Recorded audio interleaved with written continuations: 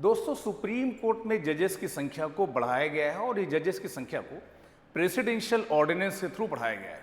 तो supreme court में जजेस की संख्या को बढ़ाने की ज़रूरत क्यों पड़ी और ऑर्डिनेंस के थ्रू सुप्रीम कोर्ट में जजेस की संख्या को बढ़ाया जा सकता है या नहीं, इस बात को आज हम आपके साथ डिस्कस करने की कोशिश करेंगे। एक अच्छा सेशन डियर फ्रेंड, इसमें हम समझने की कोशिश करेंगे आर्टिकल 124 को, आर्टिकल 123 को और सुप्रीम कोर्ट में जजेस को किस तरह से अपॉइंट किया जाता है, इस बात को हम आपके साथ डिस्कस करेंगे। सेशन स्टार्ट करने से पहले दोस्तों थोड़ी सी बेसिक इन्फॉर्मेशन मेरे बारे में। दोस्तों, my name is Pankaj Shukla and I have been associated with civil services aspirant since last more than 1 decade.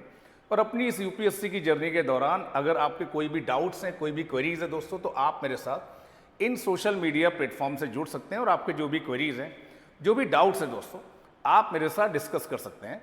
अब बात करेंगे आज के सेशन के बारे में। तो देखिए, प्रेसिडेंट के द्वारा एक ऑर्डिनेंस पास किया गया दोस्तों और ऑर्डिनेंस के माध्यम से सुप्रीम कोर्ट की जजेस की संख्या को बढ़ा दिया गया है और बढ़ी हुई संख्या के बाद अब सुप्रीम कोर्ट में जजेस की संख्या 38 होगी दोस्तों। तो सुप्रीम कोर्ट में जजेस की संख्या को प्रेसिडेंशियल ऑर्डिनेंस के द्वारा बढ़ाया गया है और अब सुप्रीम कोर्ट में जजेस की जो अधिकतम संख्या होगी दैट विल बी 38। सो देखिए, article 124 of Indian constitution it very clearly says that there shall be a supreme court of India consisting of a Chief Justice of India and any other number of judges as appointed by President from time to time subject to law made by Parliament। तो supreme court में जजेस को appoint किया जाता है president के द्वारा और सुप्रीम कोर्ट में जजेस की जो संख्या है इन्हें समय समय पर क्या किया जा सकता है, बढ़ाया जा सकता है दोस्तों। और इस तरह से अलग अलग समय पर सुप्रीम कोर्ट के जजेस की संख्या को बढ़ाया गया है दोस्तों। और देखिए, सुप्रीम कोर्ट में जजेस की संख्या को बढ़ाया क्यों जा रहा है, क्योंकि देखिए सुप्रीम कोर्ट में केसेस की एक पेंडेंसी चल रही है। ऐसा कहा जा रहा है कि लगभग 93,000 केसेस पेंडिंग है सुप्रीम कोर्ट में और इन केसेस को टाइमली मैनर में डिस्पोज ऑफ करने के लिए हमें और जजेस की क्या है, ज़रूरत है। दो तरीके से आप जजेस को बढ़ा सकते हैं, या तो संसद लॉ बनाकर, पार्लियामेंट लॉ बनाकर बना सकते हैं, या प्रेसिडेंशियल ऑर्डिनेंस के थ्रू इसको किया जा सकता है दोस्तों।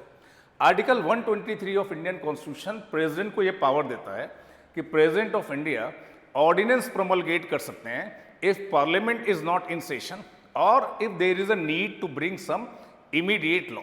तो अगर समाज में एक इमीडिएट लॉ की जरूरत है और पार्लियामेंट सेशन में नहीं है तो प्रेसिडेंट इस तरह का ऑर्डिनेंस प्रोमलगेट कर सकते हैं। ऑर्डिनेंस और रेगुलर लॉ में डिफरेंस बस ये होता है दोस्तों कि ordinance is a temporary law that is subject to approval by parliament और इसका वही फोर्स होता है जो कि पार्लियामेंट्री लॉ का फोर्स होता है। तो एग्जीक्यूटिव की लॉ मेकिंग पावर को ही हम क्या बोलते हैं, ऑर्डिनेंस बोलते हैं। और ऐसे किसी भी ऑर्डिनेंस को आगे जाकर आपको संसद के दोनों सदनों से अप्रूवल लेना पड़ता है, then it becomes a permanent law dear friend. तो ये है ऑर्डिनेंस के बारे में बेसिक जानकारी। Any such ordinance that is promulgated by president, इसे आपको संसद के दोनों सदनों के समक्ष रखना पड़ेगा and it must get the approval of both the houses of parliament within 6 week from the reassembly of parliament. पर रीअसेंबली के लिए जो मैक्सिमम टाइम गैप है वो 6 महीने का है दोस्तों। तो maximum time gap for which an ordinance shall remain in force without being approved by parliament, it can be 6 month plus 6 week dear friend. ऐसा कोई भी जो ऑर्डिनेंस प्रेसिडेंट ला रहे हैं, देखिए ये इनकी डिस्क्रिशनरी पावर नहीं है, it is on the recommendation of what, cabinet. Cabinet recommend करते हैं, प्रेसिडेंट प्रोमलगेट करते हैं, पार्लियामेंट रीअसेंबल होता है और फिर से इसे क्या किया जाता है, 6 वीक के अंदर इसे अप्रूव कराया जाता है। अगर ऑर्डिनेंस को दोनों हाउसेस डिसअप्रूव कर दे दोस्तों और विद इन टाइम लिमिट आपको अप्रूवल नहीं मिलता या प्रेसिडेंट इसको स्वयं विड्रॉ कर लें, then ordinance shall cease to be in force dear friend.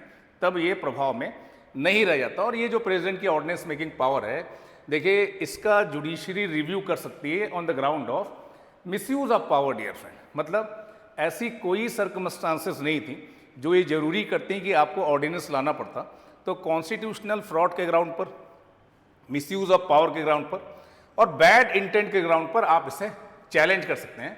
But देखिए, कई बार ये जो प्रेसिडेंट की ऑर्डिनेंस मेकिंग पावर है उसे क्रिटिसाइज किया जाता है ऑन द ग्राउंड ऑफ कि देखिए लॉ बनाना ये लेजिस्लेचर का प्रोरोगेटिव होना चाहिए।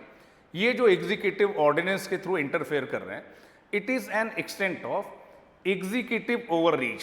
और कहीं ना कहीं देखिए ये आप पार्लियामेंट की जो पावर है लॉ बनाने की उसे बाईपास कर रहे हैं।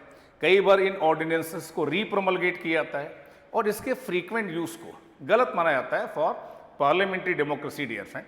सो आई होप दैट कि ऑर्डिनेंस क्या है, ऑर्डिनेंस के थ्रू किस तरह से जजेस की संख्या को बढ़ाया जा रहा है, this thing you people are able to understand dear friend.